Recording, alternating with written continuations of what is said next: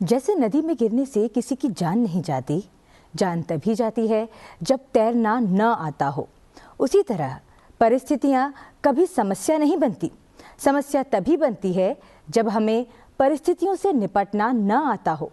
इसलिए समस्याओं का समाधान तलाशिए, आपकी सारी मुश्किलें समाप्त हो जाएंगी। सुप्रभात, मैं हूं आपके साथ शालिनी खंडेलवाल। सबसे पहले नजर मुख्य गतिविधियों पर।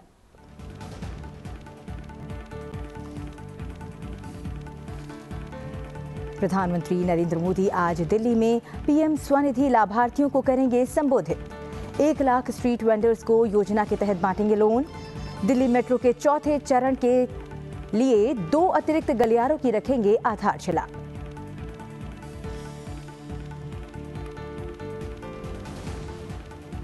केंद्रीय मंत्रिमंडल ने दिल्ली मेट्रो के चौथे चरण की परियोजनाओं के 2 गलियारों को दी मंजूरी। भारत, मध्य पूर्व और यूरोप आर्थिक गलियारे से संबंधित भारत और संयुक्त अरब अमीरात के बीच अंतर सरकारी फ्रेमवर्क समझौते पर लगी मुहर। खाद्य सुरक्षा के क्षेत्र में भारत और भूटान के बीच समझौते पर हस्ताक्षर करने को भी मिली मंजूरी। राज्यसभा सभापति जगदीप धनखड़ मनोनीत सदस्य सुधा मूर्ति को आज दिलाएंगे शपथ। राष्ट्रपति द्रौपदी मुर्मू ने 8 मार्च को किया था राज्यसभा के लिए मनोनीत। लोकसभा चुनाव के लिए बीजेपी की 72 उम्मीदवारों की दूसरी सूची जारी। सूची में नितिन गडकरी, पीयूष गोयल और 3 पूर्व मुख्यमंत्रियों का नाम भी शामिल।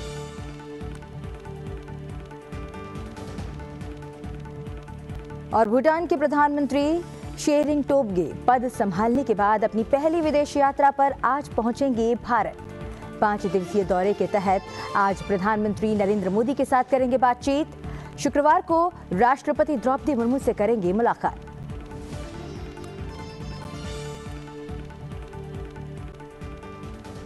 सुप्रभात में अब बात विस्तार से। प्रधानमंत्री नरेंद्र मोदी आज दिल्ली में पीएम स्वनिधि के लाभार्थियों को संबोधित करेंगे। आज शाम 5 बजे दिल्ली के JLN स्टेडियम में इस कार्यक्रम का आयोजन किया जाएगा। इसके साथ ही प्रधानमंत्री इस अवसर पर दिल्ली के 5000 स्ट्रीट वेंडरों सहित 1 लाख स्ट्रीट वेंडरों को इस योजना के तहत ऋण भी वितरित करेंगे। प्रधानमंत्री स्वनिधि योजना 1 जून 2020 को लॉन्च की गई थी। अब तक देश भर में 62 लाख से भी ज्यादा स्ट्रीट वेंडरों को 10,978 करोड़ रुपए से ज्यादा की राशि के 82 लाख से अधिक ऋण वितरित किए जा चुके हैं। पीएम स्वनिधि योजना ने गरीब से गरीब कामगारों के जीवन में भी खुशियां भरी हैं। इनमें बड़ी संख्या में हमारी स्त्री शक्ति भी शामिल है।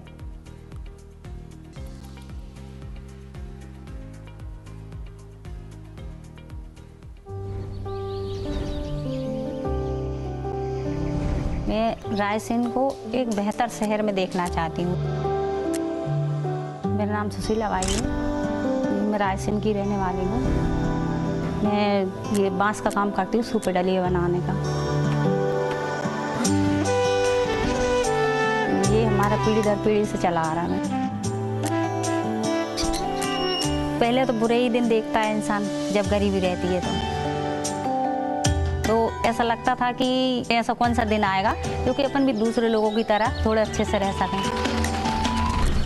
पहले तो नहीं था, कुछ सरकारी योजनाएं कुछ भी नहीं थी। अभी 10-1 साल से ये सरकारी योजनाएं चल रही हैं मोदी जी की तरफ से। तो ये स्वनिधि योजना चल गई, इसमें 10,000 का लोन हुआ। जैसे बढ़ते बढ़ते अब निजी अपना खुद का धंधा हो गया, उसे चला रहे हैं।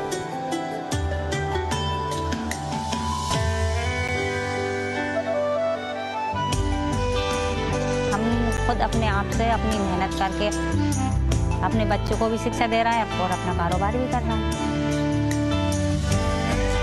जो महिलाओं को रोजगार पता नहीं है, जो घर में से नहीं निकलती हैं, अपन उनके घर जाते हैं। लोग देखेंगे, समझेंगे तो उनके दिमाग में भी ये आएगा कि आज ये इस कारोबार में आके इसने अपने घर को अच्छा कर लिया, अपने परिवार को अच्छा कर लिया, तो हम भी क्यों ना करें ऐसा। लोगों की सोच बदलना है।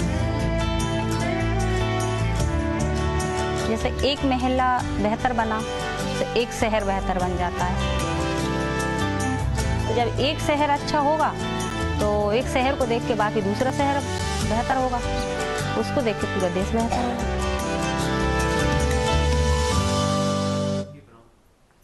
प्रधानमंत्री आज दिल्ली मेट्रो के चौथे चरण में 2 अतिरिक्त कॉरिडोर की आधारशिला भी रखने वाले हैं।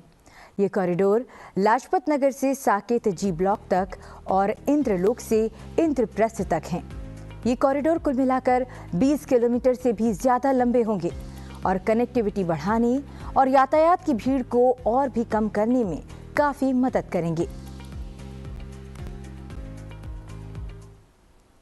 प्रधानमंत्री नरेंद्र मोदी की अध्यक्षता में केंद्रीय मंत्रिमंडल ने कल ही दिल्ली मेट्रो के चौथे चरण के तहत 2 गलियारों को मंजूरी दी है।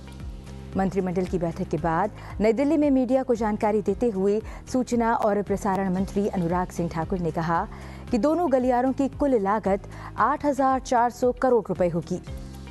इसका खर्च केंद्र सरकार, दिल्ली सरकार और अंतर्राष्ट्रीय फंडिंग एजेंसियां उठाएंगी। लाजपत नगर साकेत जी ब्लॉक मेट्रो लाइन 8.3 किलोमीटर लंबी होगी और इसमें 8 स्टेशन होंगे। ये सिल्वर, मैजेंटा, पिंक और वायलेट लाइनों को जोड़ेगी।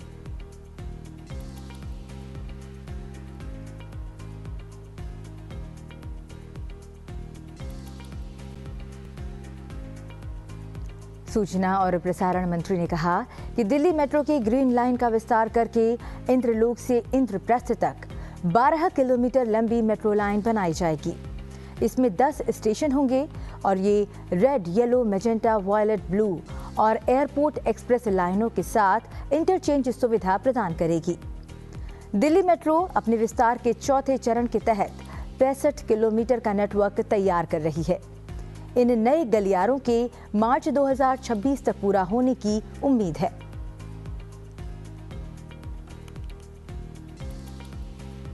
आज 2 नए कॉरिडोर्स को अनुमति मिली है, जिनके ऊपर 8400 करोड़ रुपया व्यय होगा।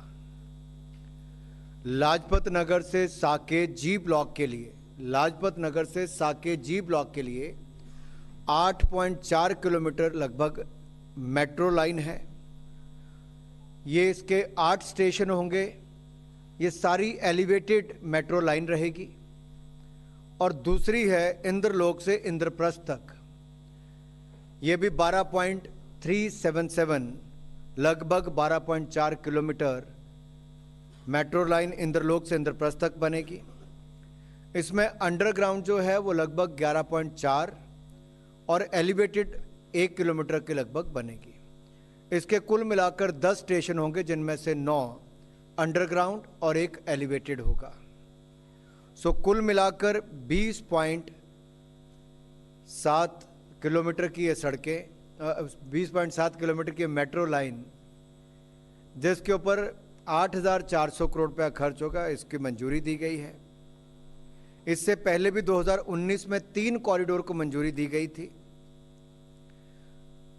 Arrow city Tughlakabad, RK Ashram Marg से Janakpuri and west, Janakpuri west तक थी और मजलिस पार्क तक, मजलिस पार्क से मौजपुर, ये तीसरा मजलिस पार्क से मौजपुर। इनके ऊपर भी काम चल रहा है लगभग 24,950 करोड़ का। ये प्रोजेक्ट भी 2026 तक पूरा कर लिया जाएगा। और जो प्रोजेक्ट आज मंजूर हुए हैं, लाजपत नगर से साकेत जी ब्लॉक और इंद्रलोक से इंद्रप्रस्थ तक, इसको भी सन 2029 मार्च तक पूरा कर लिया जाएगा।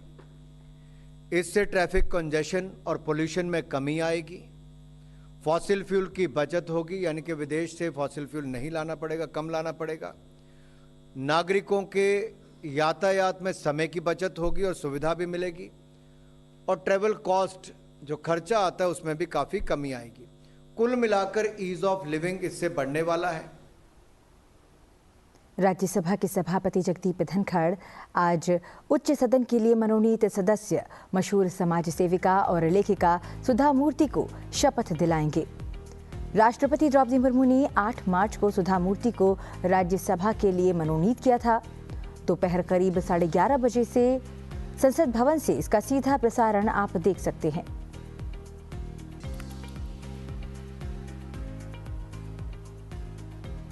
पच्चीस नए AHL ध्रुव हेलीकॉप्टर नए अपाचे स्क्वाड्रन के साथ भारतीय सेना की शक्ति को बड़ा बढ़ावा मिला है। भारतीय सेना की एविएशन कोर ने बुधवार को 25 नए उन्नत हल्के हेलीकॉप्टर के अधिग्रहण के लिए हिंदुस्तान एरोनॉटिक्स लिमिटेड बेंगलुरु के साथ अनुबंध पर हस्ताक्षर किए हैं। इसके अलावा पश्चिमी रेगिस्तानी क्षेत्र में अपनी लड़ाकू क्षमताओं को बढ़ाने के लिए भारतीय सेना शुक्रवार को जोधपुर में एक नए ALH ध्रुव लड़ाकू हेलीकॉप्टर स्क्वाड्रन का उद्घाटन करने के लिए तैयार है।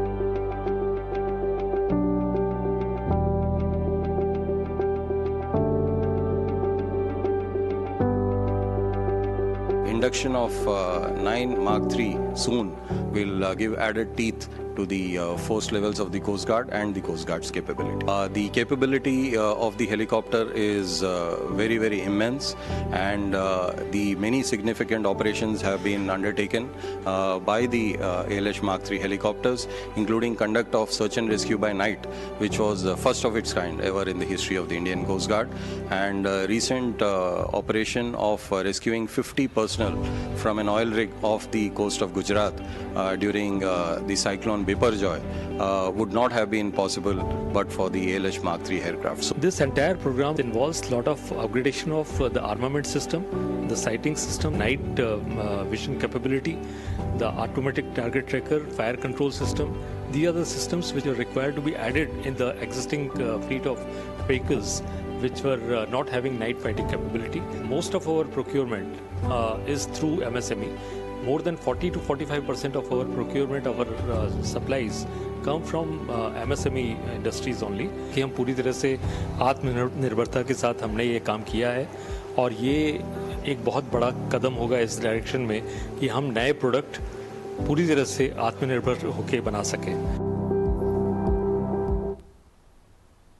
अब बढ़ते हैं आगे।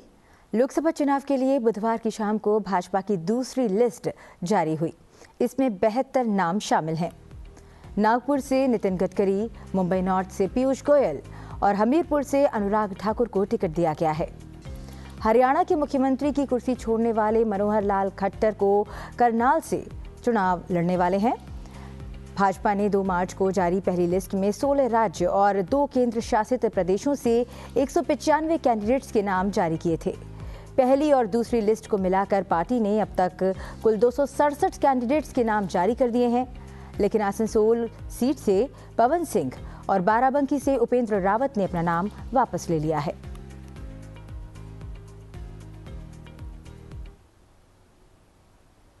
राष्ट्रपति द्रौपदी मुर्मू मॉरिशस के राष्ट्रीय दिवस समारोह में मुख्य अतिथि के तौर पर शामिल हुई। इस अवसर पर मॉरिशस के राष्ट्रपति पृथ्वीराज सिंह रूपन और प्रधानमंत्री प्रवीण कुमार जगन्नाथ भी उपस्थित थे। विभिन्न मार्चिंग टुकड़ियों में भारतीय नौसेना का दस्ता भी शामिल था। 12 मार्च को गांधी जी ने दांडी यात्रा शुरू की थी। देश की स्वतंत्रता में उनके योगदान को देखते हुए उनके सम्मान में मॉरिशस ने इसी दिन को राष्ट्रीय दिवस मनाने के लिए चुना है। राष्ट्रपति मुर्मू ने इस अवसर पर गांधी जी को भी याद किया। राष्ट्रपति द्रौपदी मुर्मू ने पोर्ट लुइस में अप्रवासी घाट और अंतर्राष्ट्रीय दासता संग्रहालय में मॉरिशस पूर्वजों को श्रद्धांजलि अर्पित की। दोनों देशों के बीच सहयोग और द्विपक्षीय संबंधों को मजबूत करने के लिए 4 समझौता ज्ञापनों पर हस्ताक्षर किए गए। इसके अंतर्गत मॉरिशस के लोक सेवा आयोग और भारत के संघ लोक सेवा आयोग के बीच समझौता किया गया। दूसरे समझौते में भारत और मॉरिशस के बीच दोहरे कराधान समझौतों में संशोधन शामिल था। अंतर्राष्ट्रीय वित्तीय सेवा केंद्र प्राधिकरण गिफ्ट सिटी और मॉरिशस के वित्तीय सेवा आयोग के बीच एक समझौता ज्ञापन पर भी हस्ताक्षर किए गए हैं। दोनों देशों ने भारत के केंद्रीय जांच ब्यूरो और मॉरिशस के स्वतंत्र भ्रष्टाचार वित्तीय अपराध आयोग के बीच एक समझौता किया है।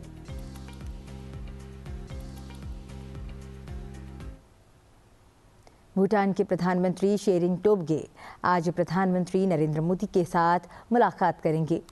पद संभालने के बाद अपनी पहली विदेश यात्रा पर भूटान के प्रधानमंत्री शेरिंग टोब्गे आज भारत पहुंचेंगे। ये उनका 5 दिवसीय दौरा होगा। 15 मार्च यानी कल राष्ट्रपति द्रौपदी मुर्मू से वो मुलाकात करेंगे। भूटान के प्रधानमंत्री के साथ एक मंत्री स्तरीय प्रतिनिधिमंडल भी भारत आएगा। इस दौरान उनका विदेश मंत्री डॉक्टर एस जयशंकर से मुलाकात करने का भी कार्यक्रम है। भूटान के प्रधानमंत्री की भारत यात्रा से पहले विदेश मंत्रालय ने कहा है कि भारत भूटान के बीच मित्रता के अनुकरणीय संबंध हैं।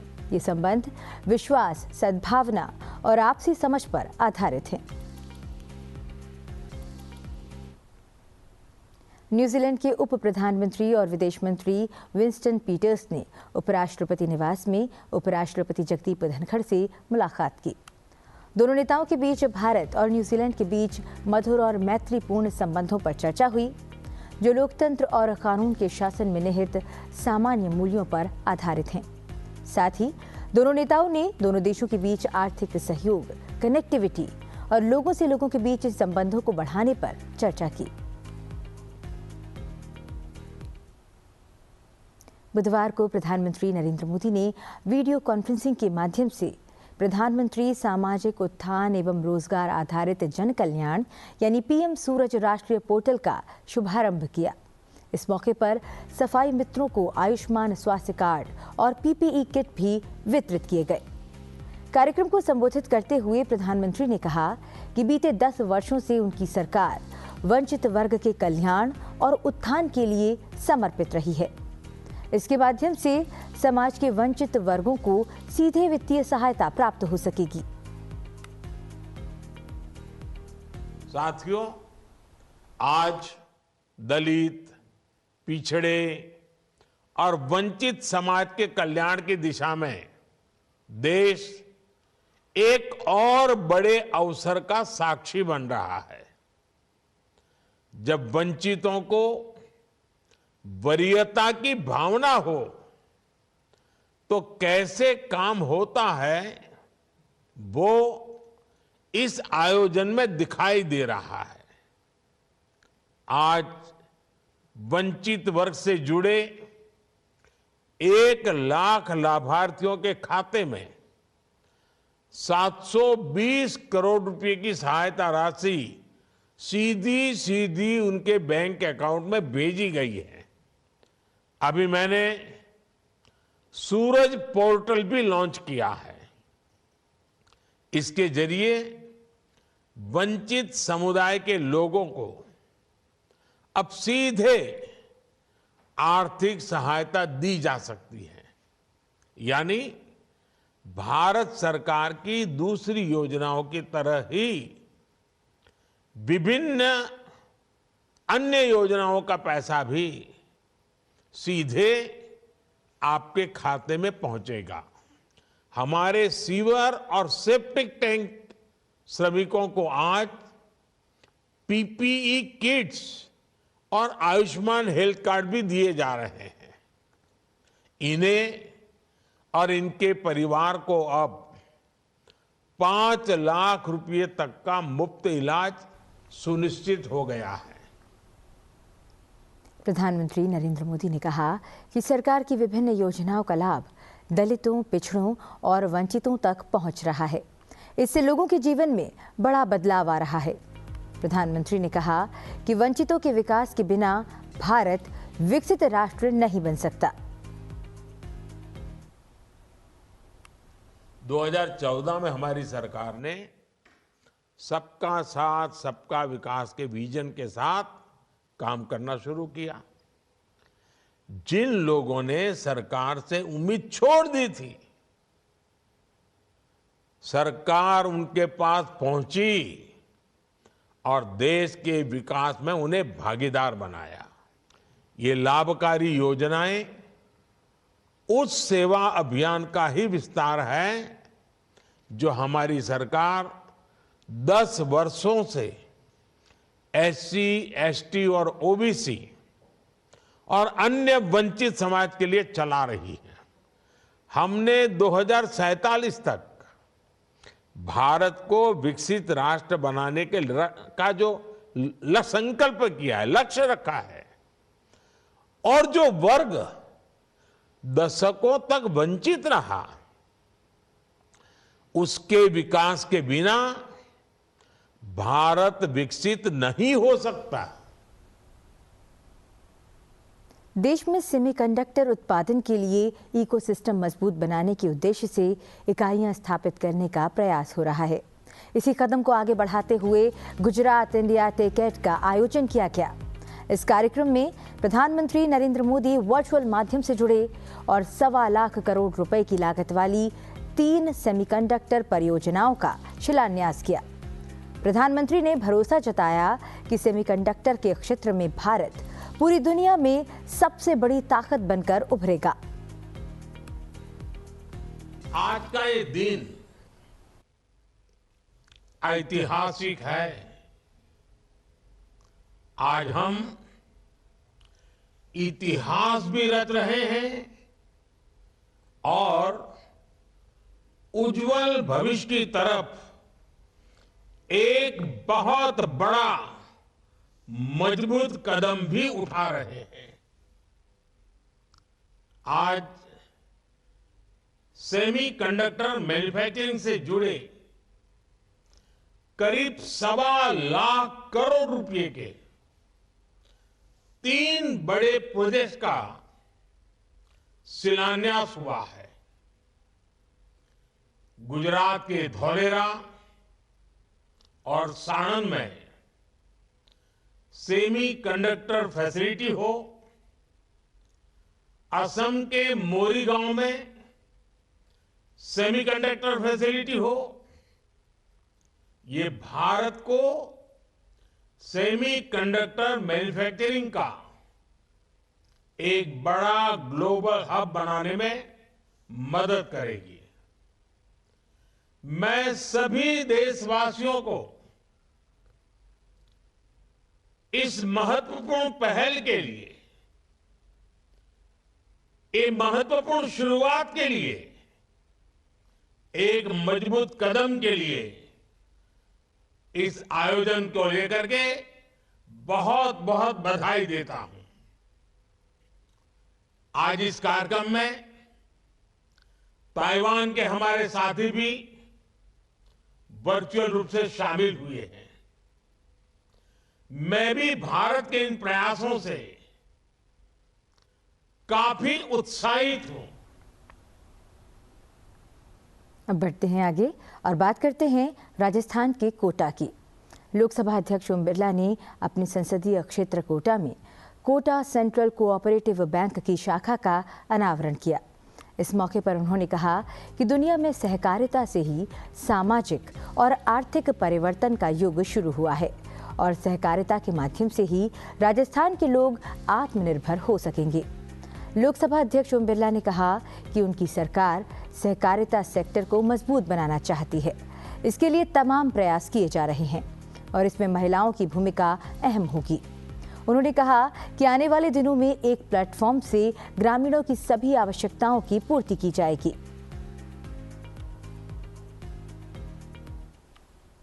आंदोलन इस देश में आजादी के पूर्व का आंदोलन है और दुनिया के अगर सहकारिता आंदोलन के इतिहास को हम देखते हैं तो सहकारिता आंदोलन से ही सामाजिक और आर्थिक परिवर्तन का युग शुरू हुआ है। कई देशों की तो आर्थिक धुरी ही सहकारिता आंदोलन पर टिकी हुई है। मुझे खुशी है